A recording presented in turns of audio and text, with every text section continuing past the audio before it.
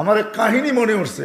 আমি এক পাইলটকে চিনি, তো আমি কথায় কথায় ওকে জিজ্ঞেস করছিলাম যে তুমি পাইলট, এত বড় শিক্ষিত, তুমি ডাবল টেকার চালাও, বড় বড় ফ্লাইট চালাও, দূর দূর যাও, তুমি এরকম হলে কি করে? আমাকে বলতেছে মৌলানা मैंने अल्लाह को करीब से देख के हुआ, আমি আল্লাহকে কাছের থেকে দেখা তারপরে এরকম হয়েছে। আমি বললাম যে তুমি আল্লাহকে কাছের থেকে দেখলা মানে?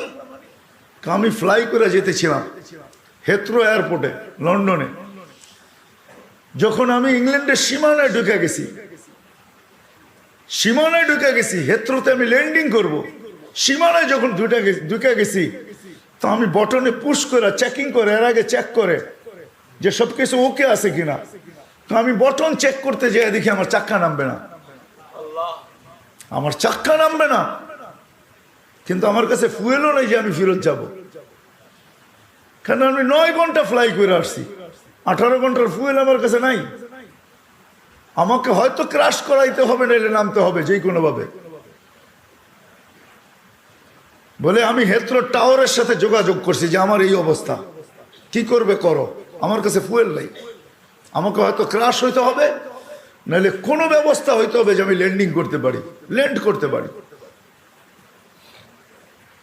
হেথ্রো এয়ারপোর্টের ভিতরে কিয়ামত হয়ে গেছে, কিয়ামত, যে এই জাহাজকে ল্যান্ড করাবে তো করাবে কি করে। তারপরেও একটা সিস্টেম থাকে, ঠিক না?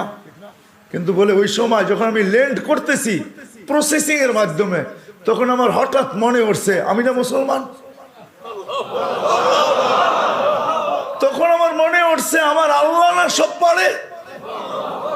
বলে আমি চিৎকার দিছি ককপিটের ভিতরে, আমার আল্লাহ সব পারে বলে বটনে চাপ দিছি, গড়গড়ে আমার চাক্কা নেমে গেছে।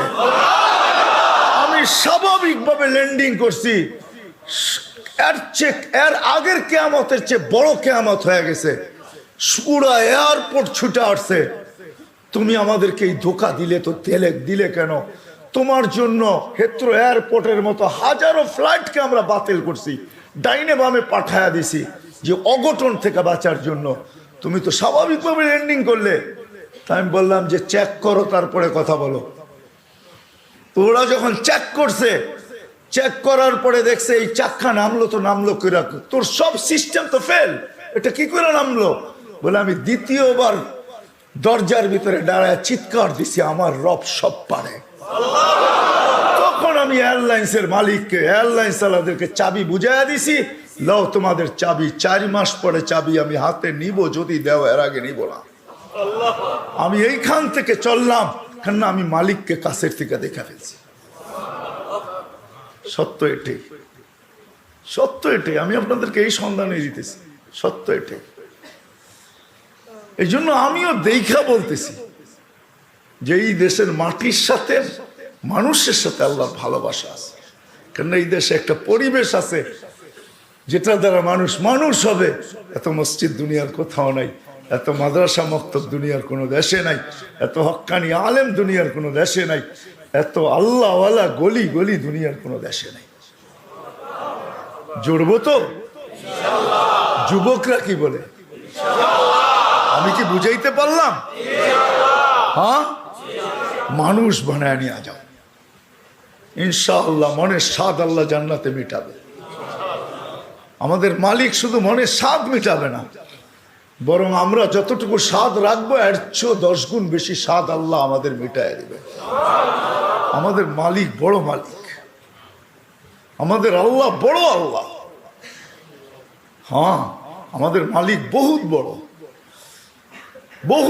যেটার বর্ণনা দিয়ে শেষ করা যাবে না। কত বড় আমাদের মালিক, সব রাখা আছে। যুবক একটু সহ্য করো।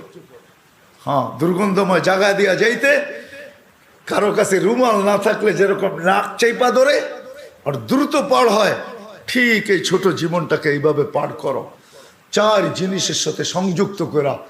ইনশাআল্লাহ তুমি ওই যুবক হইয়া ফিরবে, ওই যুবক। আমি আজকে এক জায়গায় বলতেছিলাম যে ওই আমার মনে হয়, আমি বলি যদি ওলামা আমার উপরে আঙ্গুল না উঠায়, তুমি ওই যুবক হইয়া ফিরবে আল্লাহ আল্লাহর রহমতের আঁচলের নিচে তোমাকে রাখবে। যেরকম মা সন্তানকে আঁচলের নিচে রাখে, আল্লাহ তার রহমতের আঁচলের নিচে তোমাকে রাখবে।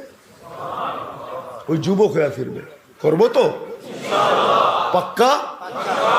সবাই কি করব? মসজিদে সময় দিব,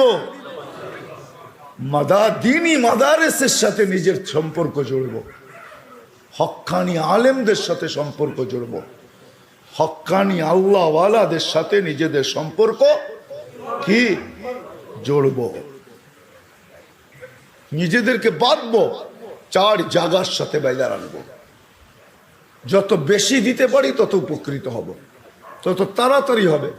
কিছু মেশিন আছে, কিছু সিস্টেম আছে, হ্যাঁ কিছু সিস্টেম আছে তাড়াতাড়ি হয়, কিছু সিস্টেম আছে স্লোলি হয়, ঠিক না?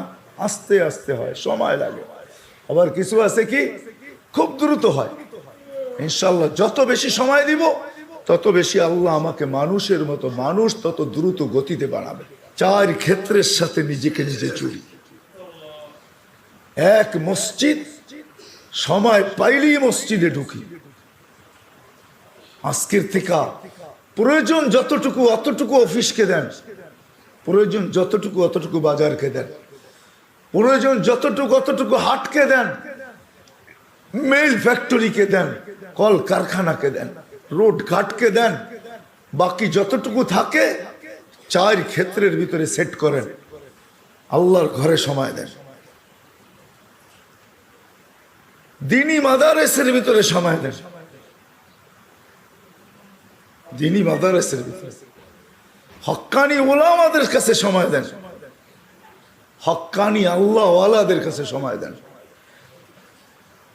ভাগ করেন সময়কে, 4 ভাগে ভাগ করেন। ইনশাআল্লাহ বললাম না, 99 ভাগ 99% ইয়াকিনি, হ্যাঁ 100ও বলা যায় যে মানুষ হিসাবে আল্লাহর কাছে ফিরব। আল্লাহ বড় ক্ষেত্র বাংলাদেশে রাখছেন, এরকম ক্ষেত্র দুনিয়ার কোথাও রাখেন নাই। এই জন্য আমি এখনো বলি, আগেও বলতাম যে এই মাটির সাথে আল্লাহর মহব্বত সবচেয়ে বেশি। আমার মনে হয় মক্কা মদিনা ভিন্ন কথা, ওটা নিয়ে তুলনা হয় না, আলোচনা হয় না। বাইতুল মুকাদ্দাস নিয়ে তুলনা হয় না, আলোচনা হয় না। 3টা বিলকুল ভিন্ন। এটাকে আবার জুড়ে দিয়েন না আমার কথার সাথে। বাকি দুনিয়ার ভিতরে এই মাটির সাথে আল্লাহর তাআল্লুক বেশি, আমার মনে হয় মহব্বত বেশি। যার কারণে সারা দুনিয়া সিগন্যাল দেয় বিপর্যয় হবে, আল্লাহ বলে হবে না, এটা আমার মহব্বত আল্লাহ মাটি। এই জন্য এই দেশে কোনো বিপর্যয় হয় না। সারা দুনিয়া সিগন্যাল দেয় বিপর্যয় হবে, এমন হবে, তেমন হবে, এটা হবে, সেটা হবে। আল্লাহ বলে সময় বলবে কি হবে, হবে না।